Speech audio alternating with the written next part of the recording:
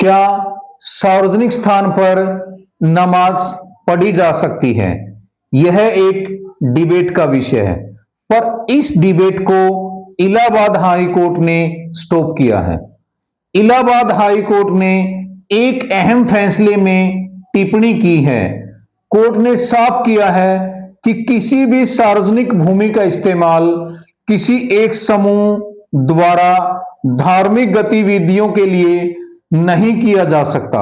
Court ने यह भी कहा कि धार्मिक स्वतंत्रता का अधिकार पूर्ण नहीं है, यह दूसरे के अधिकारों के साथ संतुलन में ही लागू होता है। दरअसल यह मामला उत्तर प्रदेश के संबल जिले से जुड़ा हुआ है, जहां आबादी की जमीन पर नमाज पढ़ने की अनुमति को लेकर एक पटिशन फाइल की गई। सुनवाई के दौरान इलाहाबाद हाई कोर्ट ने इसे डिसमिस किया और कोर्ट ने कहा कि सार्वजनिक भूमि का इस्तेमाल सभी नागरिकों के लिए समान रूप से प्रयोग किया जाता है। इसका एक तरफा उपयोग कानून के दायरे में स्वीकार्य नहीं है।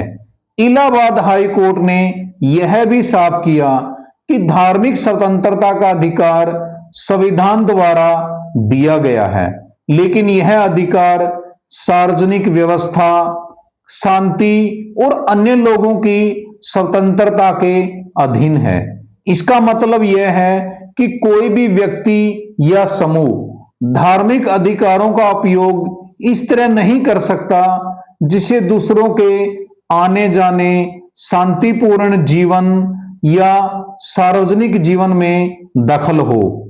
इस प्रकार सार्वजनिक स्थान पर नमाज पढ़ने की अनुमति हम नहीं दे सकते।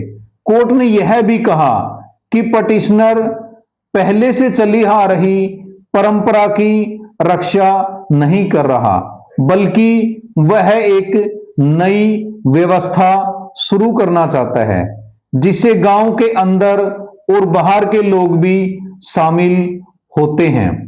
रिकॉर्ड के मुताबिक पहले भी इस स्थान पर केवल ईद जैसे खास मौके पर नमाज अदा की जाती है। अब इसे नियमित और बड़े स्तर पर लागू करने की मांग की जा रही है, जो सीमित निजी दायरे से बाहर जाकर सार्वजनिक प्रभाव पैदा करती है। इसलिए हम किसी भी सार्वजनिक स्थान पर नमाज पढ़ने की अनुमति नहीं दे सकते, क्योंकि लोगों की शांति और व्यवस्था भंग होती है। Thank you for watching.